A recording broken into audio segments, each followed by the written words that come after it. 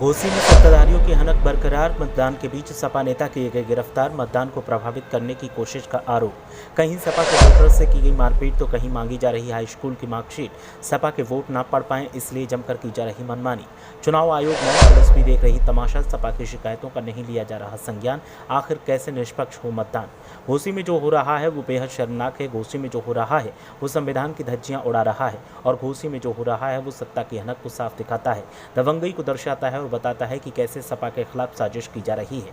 पहले मतदाताओं को रोका गया और जब सपा नेताओं ने मनमानी का विरोध किया और सवाल उठाए तो पुलिस का वो रूप देखने को मिला जो शायद अब तक कभी नहीं देखा होगा। सपा नेताओं के विरोध पर उनकी बात सुनने के बजाय उन्हें गिरफ्तार कर लिया गया और उनके साथ में अपराधियों जैसा सलूक किया जा रहा है।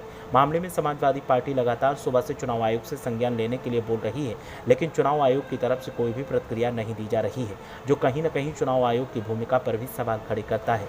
अब सपा की माने तो घोसी में सेक्टर नंबर 25 पीड़भल के बूथ संख्या 175, 176 और 177 पर पूर्व प्रधान रतन लाल गौड़, विनय यादव, नितिन श्रीवास्तव और विक्रांत यादव को पुलिस के द्वारा जबरन गिरफ्तार किया गया है और जब गिरफ्तारी का कारण पूछा गया तो वो नहीं बताया गया। बात सिर्फ यहीं तक नहीं थम जाती, इसके आगे भी हल्ला बोल हुआ और सपा के वोटर्स को रोकने के लिए एक असंवैधानिक तरीका अपनाया गया। सपा का दावा है कि घोसी उपचुनाव में बूथ संख्या 306, 307, 308, 309 पर सीओ एसओ अमित मिश्रा और कुर्थी जाफरपुर चौकी इंचार्ज सुनील कुमार सरोज के द्वारा मतदाताओं से हाई स्कूल, इंटर के अंक पत्र मांगकर और जन्मतिथि पूछकर धमकाया जा रहा है और वोट देने से रोका जा रहा है। क्या इससे पहले आपने कभी सुना है कि वोटर ID कार्ड के अलावा कोई और ID किसी मतदान में मांगी गई हो? लेकिन घोसी में ऐसा हो रहा है। वोटर्स तो वोट डालने के लिए सिर्फ पहचान पत्र साथ लेकर जाते हैं और पुलिस को ये पता भी है। ऐसे में जब उनके अंकपत्र मांगे जाएंगे और वो उनके पास से नहीं मिलेंगे तो फिर वोट डालने से रोका जाएगा। ये प्लान पहले से ही तैयार किया गया था, जिसके ऊपर पुलिस अब अमल कर रही है और सपा के वोट न डल पाएं, इसीलिए लगातार सरकार के इशारे पर कार्यकर्ता के तौर पर पुलिस काम कर रही है। सपा चुनाव आयोग से बार बार अपील कर रही है कि संज्ञान लिया जाए और एक्शन लिया जाए, लेकिन चुनाव आयोग की तरफ से भी कोई खास प्रतिक्रिया नहीं देखने को मिल रही है।